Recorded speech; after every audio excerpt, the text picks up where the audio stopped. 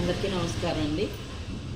మనం ఎదుటి వ్యక్తిలోని మంచిని చూసి మంచిని గ్రహించి మంచిగా మనం వాళ్ళతో మాట్లాడుతూ ఉండి వాళ్ళలో ఏముందో మనం తెలుసుకునే శక్తి మనకు వస్తుందండి. ఎలా అంటే వాళ్ళు ఏ దృష్టితో చూస్తున్నారో, మనల్ని ఏ ఆలోచనతో మాట్లాడుతున్నారో మనం మంచిగా మనసు విప్పి మాట్లాడేటప్పుడు అవతల వాళ్ళ మాటలో అంతరార్థం మనకు అర్థమైపోతుంది.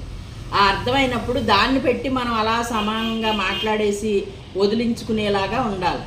అంతే తప్ప దాన్ని డిస్కషన్కి పెట్టుకుని గొడవలకు వెళ్ళిపోయేలాగా మాట్లాడకూడదు.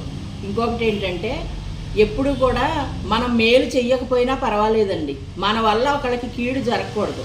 మేలు జరగకపోయినా మన వల్ల వాళ్ళకి ఉపయోగం లేకపోయినా పర్వాలేదు, కానీ మన వల్ల వాళ్ళ అవతల వ్యక్తికి హాని అనేది జరగకుండా చూసుకోవటం. భగవంతుడి సేవ కన్నా మానవ సేవే ముఖ్యమని ఎందుకన్నారంటే, ఎప్పుడూ కూడా ఎదుటి వ్యక్తిలో